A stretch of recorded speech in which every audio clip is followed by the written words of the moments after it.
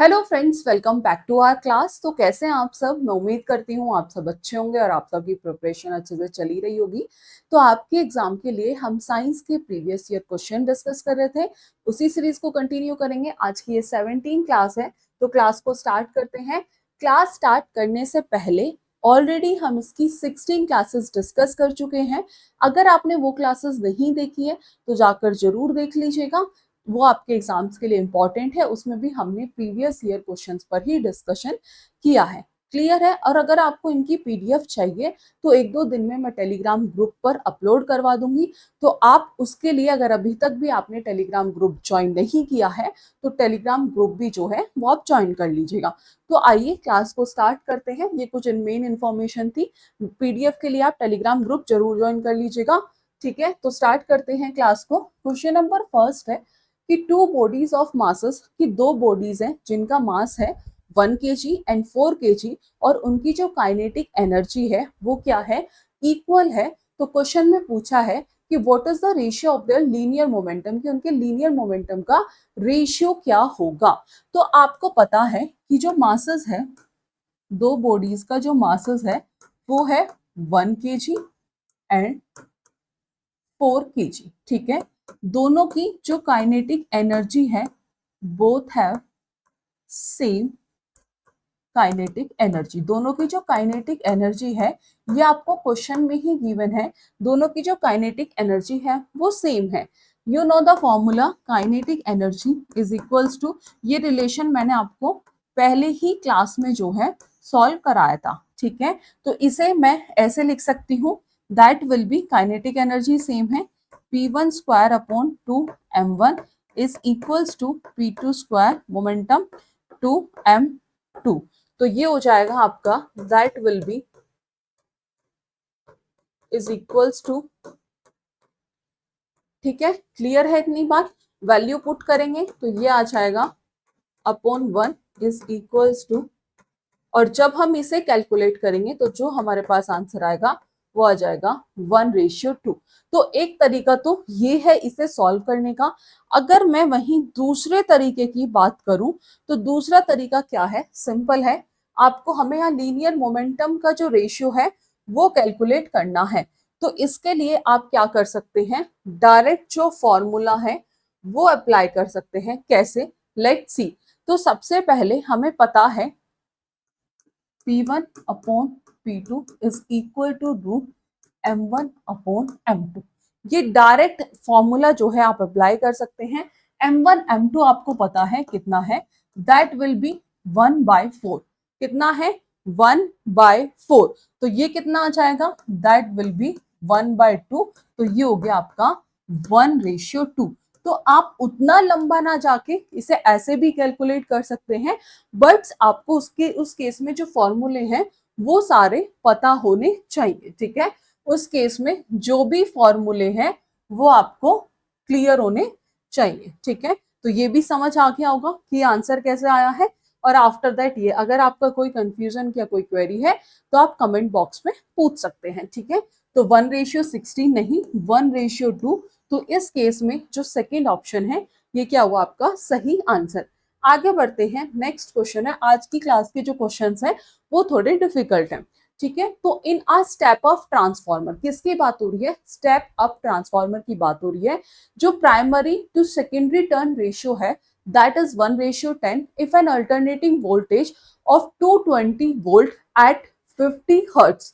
ठीक है, जो अल्टरनेटिंग वोल्टेज है वो बेसिकली क्या है? 50 हर्ट्ज है। 50 हर्ट्ज पर कितना? 220 वोल्ट अप्लाई हो रहा है, यानी कि अल्टरनेटिव वोल्टेज ऑफ 220 वोल्ट है एट 50 हर्ट्ज, जो अप्लाई हो रहा है किस पर? प्राइमरी पर। तो बताना है कि आउटपुट वोल्टेज और फ्रीक्वेंसी जो है वो कितनी होगी। तो आप सभी जानते होंगे फॉर अ ट्रांसफॉर्मर, कौन सा ट्रांसफॉर्मर की यहाँ पे बात हुई है? सबसे पहले हम नॉर्मल ट्रांसफॉर्मर की बात करेंगे। तो for a transformer, primary voltage upon secondary voltage, primary voltage यानी कि इनपुट वोल्टेज, प्राइमरी वोल्टेज किसकी बात हो रही है यहाँ पर? ये लिख लीजिएगा, input voltage upon secondary voltage secondary voltage यानी कि आउटपुट वोल्टेज।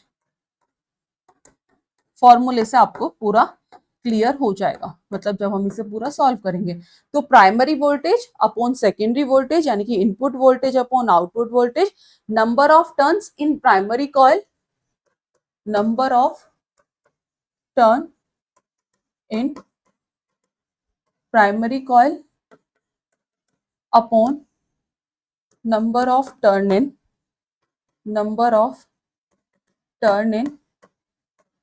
secondary coil। तो ये है फॉर्मूला। क्या मैं प्राइमरी वोल्टेज और सेकेंडरी वोल्टेज को जो है वो मैं ऐसे लिख सकती हूँ, that will be VP upon VS, यानी कि इनपुट वोल्टेज प्राइमरी और सेकेंडरी जो होती है ये होती है आउटपुट। अब है number of turns in primary coil, that will be NP upon NS. मेरे हिसाब से यहाँ किसी को डाउट नहीं होगा, समझ आ गया ये कैसे लिखा है। इसका मतलब है इट मींस कि जो वोल्टेज रेशियो है is equals to turn ratio. It means voltage ratio किसके इक्वल है,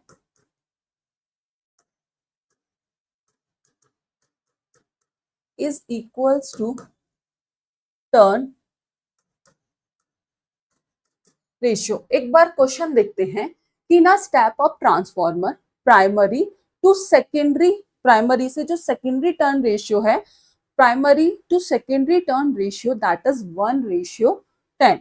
if an alternating voltage of 220 volt किस पर एट 50 हर्ट्ज जो अप्लाई हो रहा है प्राइमरी पर, तो आउटपुट वोल्टेज और फ्रीक्वेंसी हमें यहाँ निकालनी है।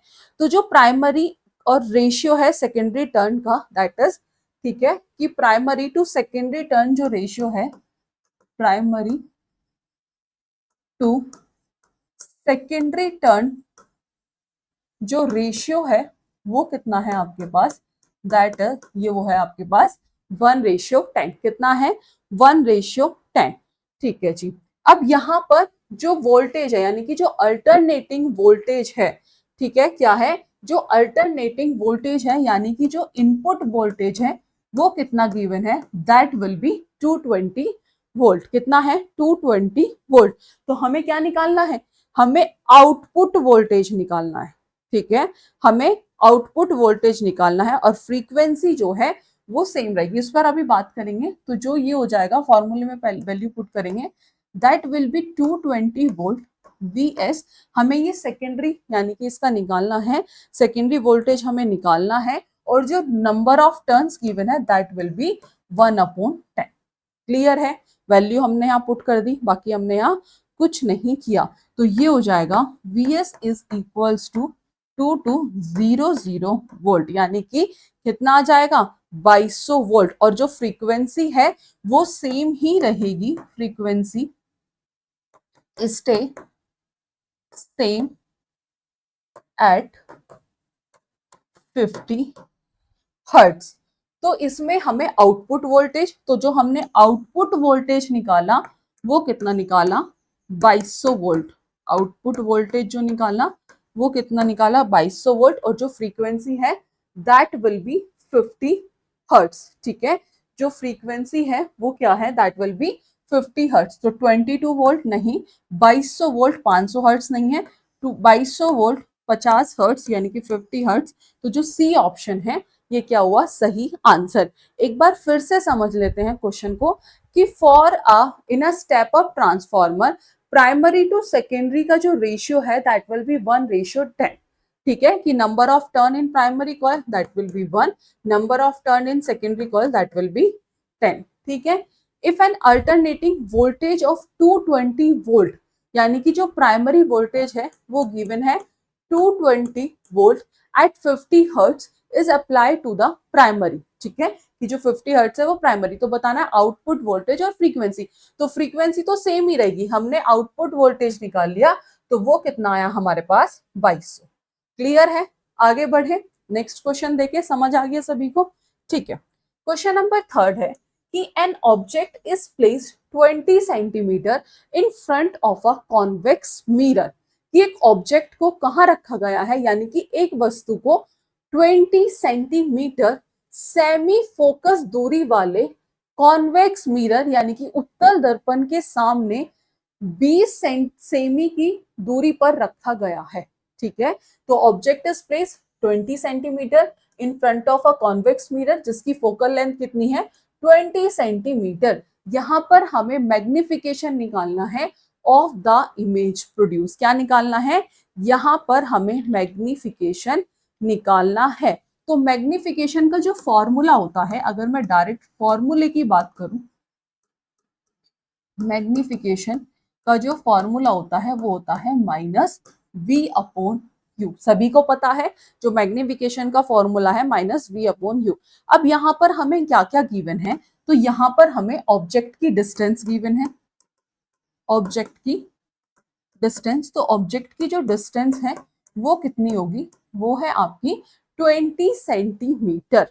ठीक है, ऑब्जेक्ट की जो डिस्टेंस है यानी कि जो u है ये क्या हो जाएगा, that will be is equals to -20 centimetre. Focal length कितनी है कॉन्वेक्स मिरर की, तो जो फोकल लेंथ है, focal length of convex mirror, तो ये कितनी है +20 सेंटीमीटर। क्लियर है वैल्यू अभी तक। अब उसके लिए हमें पहले v निकालना है, तो उसके लिए हमें मिरर फॉर्मूला यूज करना होगा। तो mirror formula 1/f is equals to 1/v plus 1/u। तो हमें यहाँ पर मिरर फॉर्मूले का यूज करना होगा। तो जो फोकल लेंथ है 1/20 is equals to 1/v plus जो ऑब्जेक्ट डिस्टेंस है दैट विल बी -20 सेंटीमीटर। ये हो जाएगा 1/20 is equals to 1/v -20 centimetre. मेरे हिसाब से यहाँ तक किसी को कोई डाउट नहीं होगा। तो इसे हम लिख सकते हैं 1/v is equals to 1/20 plus 1/20 centimetre. Clear है, कोई डाउट यहाँ तक। और ये हो जाएगा आपका दैट विल बी 2/20, 2 1 2 0। तो ये आ गया आपका 1/10। तो इसे हम कैसे लिख सकते हैं कि 1/v इज इक्वल्स टू 1/10। तो v इज इक्वल्स टू 10। समझ आ गया इतनी बात कि v की जो वैल्यू आ गई वो आ गई 10 सेंटीमीटर। तो हमें मैग्निफिकेशन में जो फॉर्मूला है ये हमें वैल्यू मिल गई 10 सेंटीमीटर। तो मैग्निफिकेशन -v/u, तो -v की जो वैल्यू है वो है आपके पास 10 सेंटीमीटर, तो -10। और जो ऑब्जेक्ट डिस्टेंस यानी कि u की जो वैल्यू है दैट विल बी -20। क्लियर है, इसे कैलकुलेट करेंगे और जो आंसर आएगा मैग्निफिकेशन वो आएगा आपका 0.5। क्या आ जाएगा 0.5। तो इट मींस जो इमेज होगी वो कैसी होगी, यहाँ पर वर्चुअल होगी। अगर इमेज भी पूछ लेता तो कैसी होगी, वर्चुअल होगी, इरेक्ट होगी और डिमिनिश्ड होगी यानी कि छोटी होगी। ठीक है, तो इसमें 1 नहीं, -1 नहीं, 0.5 जो सी ऑप्शन है ये क्या होगा, सही आंसर। आगे बढ़े नेक्स्ट क्वेश्चन। अगर आपको कोई चीज समझ नहीं आ रही है तो उसके लिए आप कमेंट बॉक्स में कमेंट कर सकते हैं, चीजों को पूछ सकते हैं। ठीक है, और एक और इम्पॉर्टेंट बात आप सभी के लिए कि अगर आपको नोट्स चाहिए साइंस के तो उसके लिए आपको हमारी जो एप्लीकेशन है टॉपर्स टारगेट वो आप प्ले स्टोर से डाउनलोड कर लीजिएगा, जहां आपको साइंस के नोट्स मिलेंगे जो आपको सीटेट में भी, यूपी टेट में भी और बाकी के अदर टेट एग्जाम्स में भी हेल्प करेंगे। इवन अगर फर्दर एग्जाम की प्रिपरेशन करते हैं तो अगर आपको अपने कॉन्सेप्ट्स क्लियर करने हैं तो आपको वो नोट्स जो हैं वो हेल्प करने वाले हैं, जो कि टोटली एनसीईआरटी पर बेस्ड हैं। तो आप, हो सकता है अगर आपको नोट्स चाहिए, ठीक है, तो उसके लिए आपको एप्लीकेशन डाउनलोड करनी होगी। ठीक है, आइए क्वेश्चन पर आते हैं। नेक्स्ट क्वेश्चन है आपका कि if the absolute temperature of a perfectly black body is double, यानी कि जो एब्सोल्यूट टेम्परेचर है of a perfect black body अगर डबल है तो the total rate of energy radiated by it increase by a factor is. तो उसके द्वारा जो भी रेडिएटेड एनर्जी की जो कुल दर कितने गुना बढ़ जाती है। ठीक है, तो इसमें बताना है। तो देखो इसके लिए हम एक आपने सुना होगा स्टीफन बोल्ट्जमैन लॉ यूज करेंगे, यूजिंग स्टीफन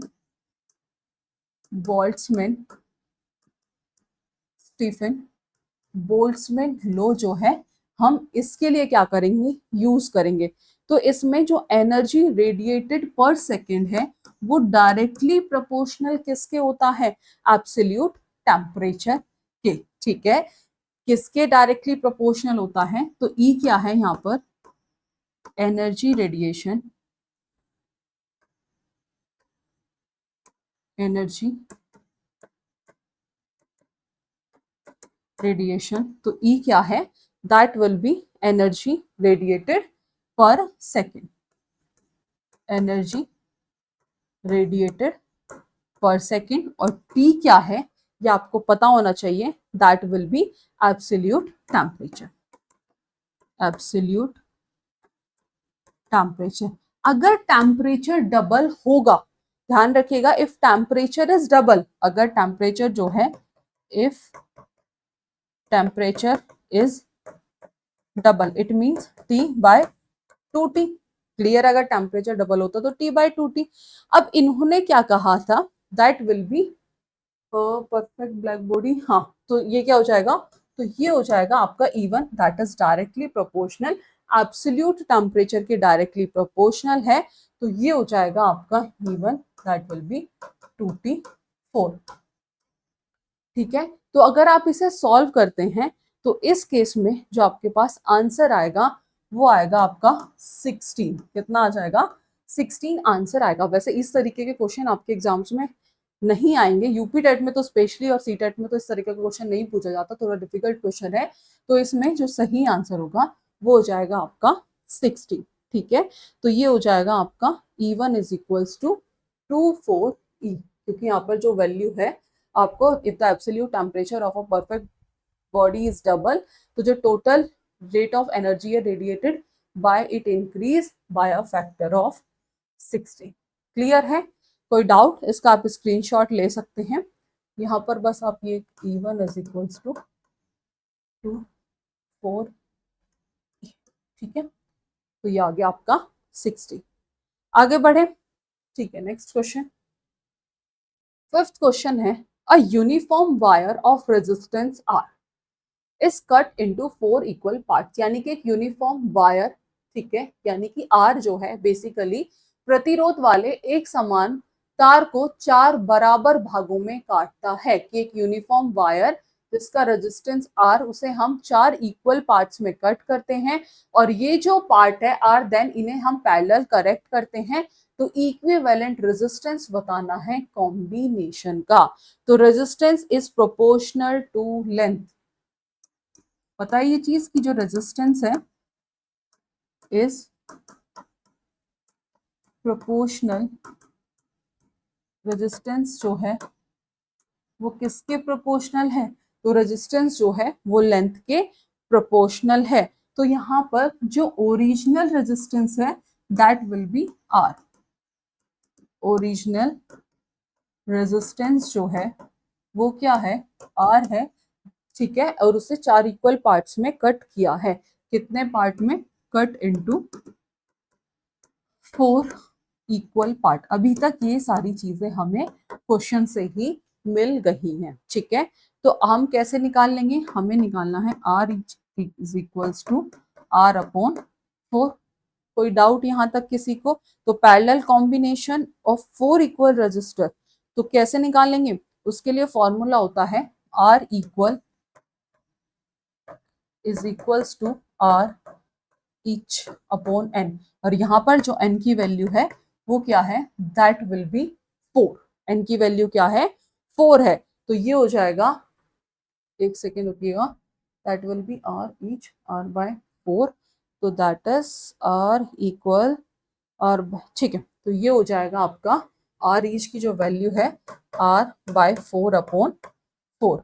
क्लियर है, तो यहाँ पर जो कैलकुलेट करके जो आंसर आएगा that will be R by 16। Simple है, 4 4 जा 16, तो ये आ जाएगा आपका आर बाय 16। तो आर बाय 4 आर बाय 16 का करेक्ट आंसर की जो रेजिस्टेंस है वो प्रोपोर्शनल है किसके, लेंथ के। Original resistance that will B, original जो रेजिस्टेंस है वो क्या है, दैट विल बी आर, जिसे 4 इक्वल पार्ट में कट किया तो R each is equals to R by 4, ठीक है। और parallel combination of 4 equal resistor, parallel combination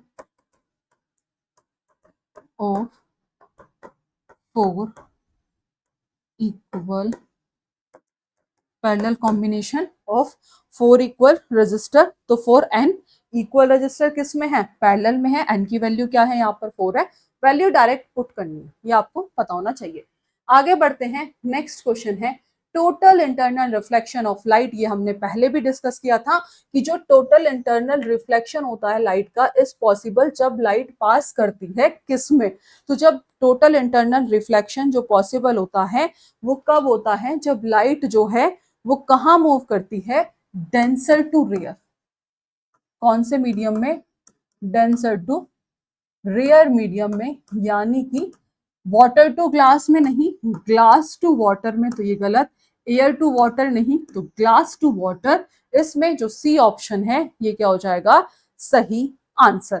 आगे बढ़ते हैं, नेक्स्ट क्वेश्चन है a sound wave has a frequency of 2 kilohertz, कि साउंड वेव जिसकी फ्रीक्वेंसी कितनी है, फ्रीक्वेंसी है यहाँ पर 2 किलोहर्ट्ज, वेवलेंथ जो है लैम्डा जो है ये है 35 सेंटीमीटर, तो how long will it take to travel a distance of 1.5 kilometre, यानी कि इसे 1.5 किलोमीटर की दूरी तय करने में कितना समय लगेगा।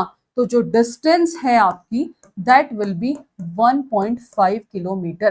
पहले तो सारी यूनिट का जो है कन्वर्जन कर लीजिए, किलो हर्ट्ज को हर्ट्ज में करेंगे तो ये हो जाएगा 2000 हर्ट्ज, अगर सेंटीमीटर को मीटर में चेंज करेंगे तो ये होगा आपका 0.35 मीटर, 0.35 मीटर, और किलोमीटर को मीटर में करेंगे तो ये हो जाएगा आपका 1500 मीटर। हमें निकालना है यहाँ पर टाइम, क्या निकालना है यहाँ पर, हमें निकालना है टाइम। तो आप सभी जानते हैं टाइम का जो फॉर्मूला होता है, टाइम इज इक्वल्स टू, कैसे निकालेंगे हम टाइम, डिस्टेंस अपॉन वेलोसिटी। अब यहाँ पर डिस्टेंस तो गिवन है लेकिन उसके लिए हमें पहले वेलोसिटी निकालनी होगी। अब वेलोसिटी कैसे निकालेंगे, तो velocity is equals to frequency lambda, यानी कि जो वेलोसिटी हमें निकालनी है यानी कि v is equals to frequency lambda. Frequency की वैल्यू है 2000 और जो लैम्डा की वैल्यू है 0.35। अगर आप इसे कैलकुलेट करते हैं तो हमारे पास क्या आ जाएगा, वेलोसिटी आ जाएगा, और ये कितना आ जाएगा आपके पास, वेलोसिटी आ गया 700 मीटर पर सेकेंड। कितना आ गया, 700 मीटर पर सेकेंड। तो डिस्टेंस कितनी है, दैट विल बी 1500 मीटर, और जो वेलोसिटी है 700 मीटर पर सेकेंड। करिए इसे कैलकुलेट, और कैलकुलेट करने के बाद मुझे आंसर बताइए, जल्दी कैलकुलेट करिए। तो ये आ जाएगा आपका time, that will be something, ये आ जाएगा 2.14 सेकेंड। एक बार आप भी चेक कर लीजिएगा, ये कैलकुलेट करके आएगा 2.14 सेकेंड। समझ आया, फ्रीक्वेंसी गिवन है, लैम्डा गिवन है, डिस्टेंस गिवन है, टाइम हमें निकालना है। टाइम का जो फॉर्मूला डिस्टेंस अपॉन वेलोसिटी, तो उसके लिए हमें पहले वेलोसिटी निकालनी होगी। वेलोसिटी हम कैसे निकालते हैं, फ्रीक्वेंसी इंटू लैम्डा, मल्टीप्लाई करके हमारी वेलोसिटी मिल गई, फॉर्मूले में वैल्यू पुट कर दी, आंसर आ गया। तो दैट विल बी 2.14। तो जो फर्स्ट ऑप्शन है यही क्या हो जाएगा, सही आंसर। क्लियर है, आगे बढ़े, next question. Okay, next question है कि which of the following colour is deviated, कि इनमें से कौन सा कलर ऐसा है जो डेविएट होता है सबसे ज्यादा जब उसे प्रिज्म के थ्रू पास किया जाता है। ये क्वेश्चन आपका होमवर्क में है, इसका आंसर आप हमें कमेंट बॉक्स में बताएंगे। आगे बढ़ते हैं, नेक्स्ट क्वेश्चन है टू लेंसेज ऑफ पावर, दो लेंसेज जिनकी पावर है यानी कि P1 is equals to +12D और P2 is equals to -2D are placed in contact, ठीक है। आफ्टर दैट मतलब बेसिकली +12D और -2D क्षमता वाले दो लेंस संपर्क में रखे गए हैं। What is the focal length of the combined length, तो इन कंबाइंड लेंथ की फोकल लेंथ क्या होगी, तो सबसे पहले हम निकालेंगे टोटल पावर। टोटल पावर कैसे निकालेंगे, P1 plus P2, P1 plus P2 12D minus 2D, तो ये आ जाएगा आपका 10D। कितना आ जाएगा, that will be 10D। Focal length कैसे निकालते हैं, focal length is equals to 1/p, तो वैल्यू आ गई आपके पास, that will be 10D। Put कर दीजिएगा तो ये आ जाएगा 1/10। इसे कैलकुलेट करेंगे तो जो आंसर आएगा 0.1 मीटर, और 0.1 को सेंटीमीटर में करेंगे तो ये कितना आ जाएगा, दैट विल बी 0.1 को 10 सेंटीमीटर आ जाएगा। तो लेट्स सी, तो 8.33 नहीं, 12.5 नहीं, तो 10 centimetre is the correct answer. ठीक है, आगे बढ़े, next question. Okay, question number 10 है, Neena was cycling to the market to buy some grocery items, की नीना जो है वो साइकिल से बाजार जाती है कुछ ग्रोसरी आइटम्स खरीदने के लिए। The market is 4 kilometre away from homes, की जो बाजार है वो उसके घर से 4 किलोमीटर की दूर, 4 किलोमीटर से दूर है। She travel at a speed, जो वो जिस स्पीड से वो ट्रेवल कर रही है, that will B 12 kilometre per hour for first 10 minute, की वो पहले 10 मिनट में जो स्पीड है वो है 12 kilometre per hour. On her way she meet her friend Nikhat, वो बीच में अपने फ्रेंड से भी मिलती है, निखत से, और उससे बात करती है विदर कितने टाइम में, 15 मिनट तक। She resume her journey at a speed of 8 kilometre per our, यानी कि इसके बाद वह 8 किलोमीटर पर आवर की स्पीड से चलती है। तो हमें इसमें इस जर्नी की एवरेज स्पीड जो है वो फाइंड करनी है। क्या फाइंड करनी है, एवरेज स्पीड जो है वो फाइंड करनी है। तो इसके लिए सबको पता है कि जो स्पीड है वो कैसे निकालते हैं हम, डिस्टेंस अपॉन टाइम। स्पीड कैसे निकालते हैं, is equals to distance upon time, और time is equals to distance upon speed. Clear, ठीक है। और एवरेज स्पीड यानी कि total distance upon total time. Average speed is equals to total distance upon total time. Total distance upon total time. ठीक है, तो speed is equals to distance upon time, time is equals to, ठीक है। तो ये आपको इसके लिए ये सारी चीजें पता होनी चाहिए। चलो जी, इसे अब हम सॉल्व करते हैं। तो जो डिस्टेंस 1 है कैसे निकालेंगे, distance 1 is equals to speed into time. अब यहाँ पे हम सिंपल है, जो टोटल डिस्टेंस है वो कितनी है,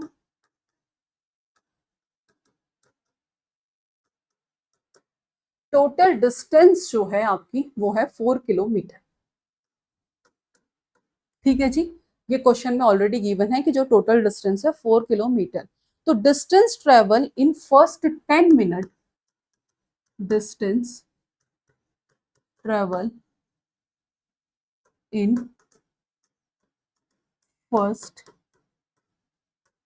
10 मिनट, की जो डिस्टेंस ट्रेवल किसमें, in first 10 minute at speed of 12 kilometre per hour. In 10 minute distance travel in first 10 minute, कितनी स्पीड से ट्रेवल कर रही है वो, तो at speed of 12 kilometre per hour. अभी तक ये सारी चीजें हम क्वेश्चन के अकॉर्डिंग ही कर रहे हैं। तो speed is equals to distance into time. Clear, किसी को कोई डाउट, कैसे निकालेंगे डिस्टेंस, दैट विल बी 12, ठीक है। टाइम क्या है 10 मिनट, इसे चेंज करेंगे, दैट विल बी 60। क्लियर है, चेंज करना सबको आता है। जब इसे कैलकुलेट करेंगे तो ये आ जाएगा आपके पास 2 किलोमीटर। समझ में आया, 2 किलोमीटर आ गया। अब time taken to cover the distance, time taken to cover the distance time taken to cover the distance last time taken to cover the distance of last 2 kilometre. तो इसे हम कैसे निकालेंगे, डिस्टेंस अपॉन स्पीड। तो इस case में जो distance है वो कितना है, दैट विल बी 2 किलोमीटर, और जो स्पीड है वो कितनी है यहाँ पर 8 किलोमीटर पर आवर। ठीक है, that will B distance upon speed. तो ये हो जाएगा 2/8, 2 1 2, 4 2 4 8, 1/4, और इसे कैलकुलेट करेंगे तो 0.25 आवर आ जाएगा, और इसे अगर हम मिनट में करेंगे तो अप्रोक्स 15 मिनट के आसपास ये आ जाएगा। क्लियर है, ऐसा क्वेश्चन आपका सीटेट में आया हुआ है। अब हमें निकालना है टोटल टाइम। तो टोटल टाइम यानी कि कैसे निकालेंगे, 10 मिनट, ठीक है, 10 minute plus 15 minute, total time जो निकालेंगे, टोटल टाइम 10 प्लस 15, तो ये कितना हो जाएगा, 10 प्लस 15 कितना होता है, ये हो जाएगा 10 प्लस 15 मिनट। 15 मिनट तो उसने अपने फ्रेंड के साथ चैट करी है, टोटल टाइम निकालना है ना। Total time is equals to 10 minute plus 15 minute, वो जो उसने अपने दोस्त के साथ क्या करी है, बातचीत करी है। ठीक है, 15 मिनट उसने अपने दोस्त के साथ बातचीत करी है, और प्लस आगे के 15 मिनट, तो टोटल कितना हो जाएगा, कैलकुलेट, 15 15 30 और 10 40, यानी कि 40 मिनट। कितना निकाल लिया हमने यहाँ पे टोटल टाइम, 40 मिनट, और ये कितना हो जाएगा, दैट विल बी 2/3 आवर। अब हमें निकालनी है यहाँ पर एवरेज, क्या फाइंड करना है यहाँ पर, एवरेज स्पीड। तो एवरेज स्पीड कैसे निकालेंगे, एवरेज स्पीड हम यहाँ कैसे निकालेंगे, total distance upon total time. तो जो टोटल डिस्टेंस था वो था आपका 4 किलोमीटर, और टोटल टाइम कितना था, ये था 2/3 आवर। तो इसे आप कैलकुलेट करेंगे तो ये आ जाएगा आपका 6 किलोमीटर पर आवर। ठीक है, तो इस केस में 10 नहीं 4 नहीं, सी ऑप्शन जो है 6 kilometre per our is the correct answer. आगे बढ़ते हैं, नेक्स्ट क्वेश्चन है आपका कि which of the following will not be helpful, कि इनमें से कौन सा हेल्पफुल नहीं है, किस प्रोसेस में, in the process of separating a mixture of salt and water, की निम्नलिखित में से कौन सा प्रोसेस नमक और पानी का जो मिक्सचर है उसे अलग करने में सहायक नहीं है। Distillation, boiling, decantation, filtration. तो जो डेसेंटेशन है वो एक ऐसा प्रोसेस है बेसिकली जो कि हेल्पफुल नहीं है सॉल्ट और वाटर के मिक्सचर को सेपरेट करने के लिए। तो जो सी ऑप्शन है ये क्या हो जाएगा, सही आंसर। नेक्स्ट क्वेश्चन है कि which of the following property of light, इनमें से कौन सी प्रॉपर्टी लाइट की ऐसी है जो यूज करते हैं explain the phenomenon of shadow formation, कि छाया बनाने की घटना को समझने के लिए प्रकाश के निम्नलिखित में से कौन से गुण का उपयोग किया जाता है। तो पहला है कि जो लाइट है वो स्ट्रेट लाइन में ट्रैवल करती है, तो ये तो सही है। ठीक है जी, बताना है कि can be use to explain. ठीक है, light travel at high speed, बात करिए किसकी, छाया बनाने यानी कि शेडो फॉर्मेशन की, तो नहीं, हाई स्पीड नहीं।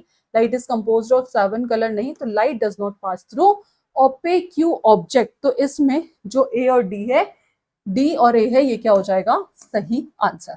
नेक्स्ट क्वेश्चन जो है identify the correct statement about the following, आपको इनमें सही स्टेटमेंट बतानी है।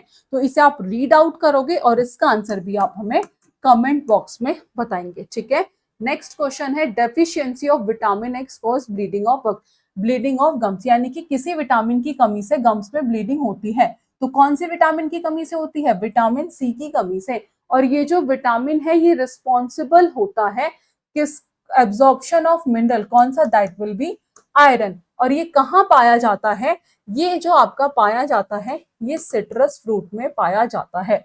तो एक्स जो है वो विटामिन बी है, वो विटामिन बी नहीं विटामिन सी है, गलत है। विटामिन ए है, नहीं। विटामिन डी नहीं, तो विटामिन सी, यही आपका आंसर मिल गया। तो जो डी ऑप्शन है that is the correct answer.